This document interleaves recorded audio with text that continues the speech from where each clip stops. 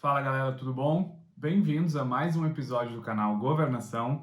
E hoje eu vou falar um pouquinho para vocês sobre como que as consultorias abordam as empresas e como que as consultorias abordam os problemas das empresas para resolvê-los. Como que normalmente uma consultoria atua dentro de uma empresa para resolver esses problemas e fazer com que as empresas sejam melhores. Meu nome é Lohan, eu sou consultor de empresa há mais de 10 anos, empreendedor, e hoje eu vou dividir um pouquinho da minha experiência da parte de consultoria e como você aborda os problemas e trata eles como se fosse uma consultoria. Então eu vou falar para vocês 5 grandes passos com a forma que as consultorias abordam e tratam um projeto ou uma atuação de melhoria dentro das companhias. O primeiro passo, e ele é bastante importante, é o que a gente chama de entendimento da situação atual. Isso vai valer para você, por exemplo, vamos dizer que você queira ou está com um problema em relação à sua área de produção. Vamos dizer que você produz alguma coisa. Então, o primeiro ponto que você tem que fazer é entender como que essa área funciona. E para você entender como que essa área funciona, você primeiro precisa entender todos os processos que acontecem dentro dessa área, como que essa área funciona, como que é a sequência de atividades que ela está executando, passo a passo. Então você vai mapear todos os processos que essa área faz. Então, se for uma área de produção, então como é que de marmitas, como são os exemplos recorrentes aqui no canal, então como é que eu faço a preparação da matéria-prima, como é que eu preparo o forno, como é que eu preparo a comida, como é que eu faço as embalagens. Então, eu vou organizar e vou entender como que as coisas funcionam hoje. E aqui é muito importante que você mapeie exatamente tudo como ela acontece hoje. As coisas boas, as coisas ruins, os retrabalhos, tudo.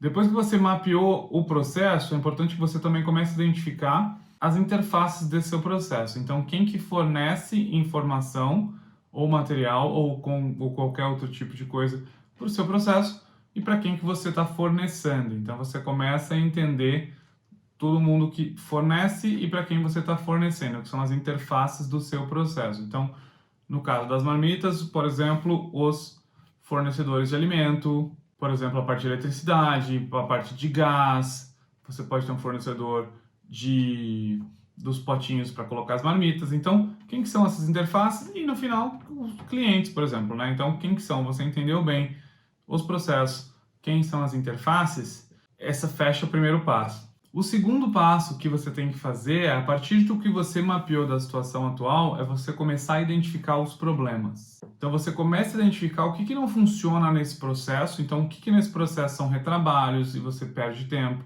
Quais são as etapas desse teu processo que hoje não agregam valor, né, que não faz sentido para o teu processo.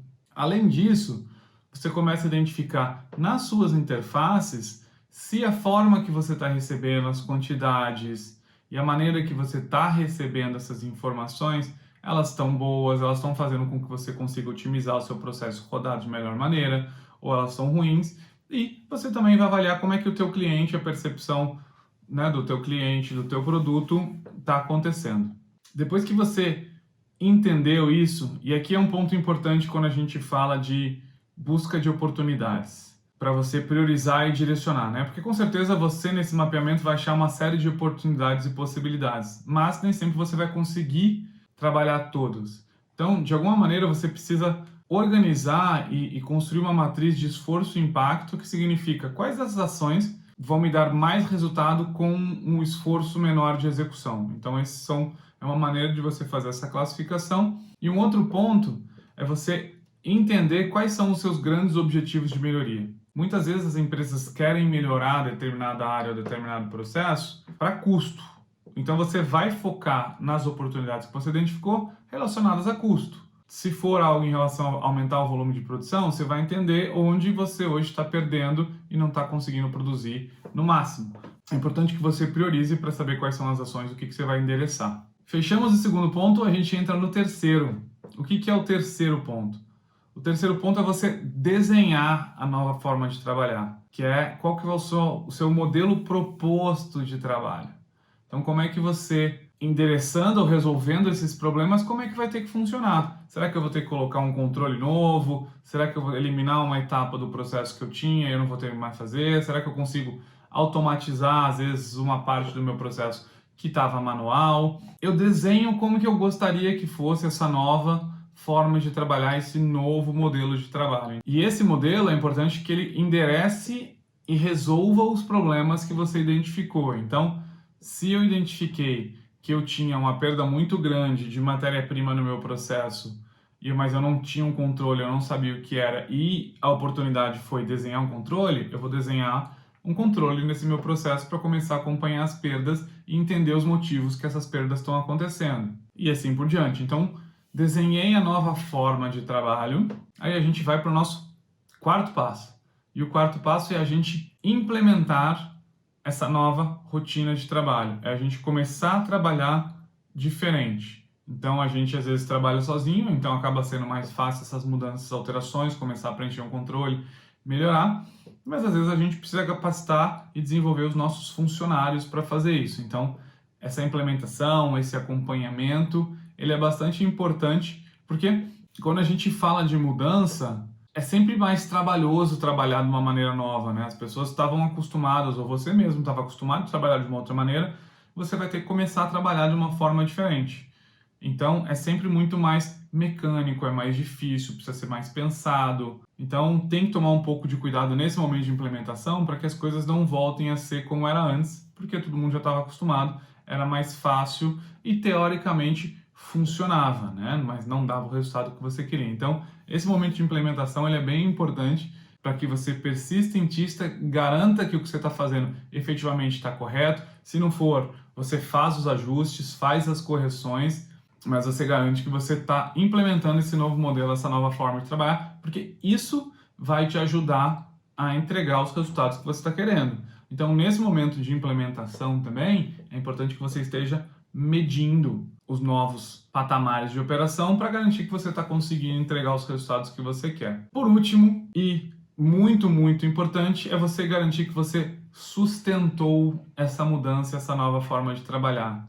Você tem que garantir que, independente do que aconteça, essa é a nova forma de trabalhar, você não vai voltar a trabalhar da maneira anterior, independente do que aconteça. Você gastou muito tempo aqui e não vai ter o retorno que você queria, então você garantir que isso aqui é algo perene e sustentável é muito, muito importante, porque em algum momento você vai chegar e vai rever esse processo de novo e vai seguir esse negócio de situação atual, identificação de oportunidades, desenho da solução, implementação e sustentabilidade. Isso é cíclico e você vai fazer isso recorrentemente, e isso é o que a maior parte das consultorias faz. As empresas, às vezes, elas identificam que ela tem um problema numa determinada área, mas ela acaba não tendo braço, não tendo gente para fazer um projeto, ou não tem metodologia, não tem o expertise, então ela traz uma consultoria para ajudar ela a otimizar, melhorar. E a consultoria tem uma série nessa parte principalmente de identificação de oportunidades e de desenho de solução, tem uma série de metodologias para identificar mais quais são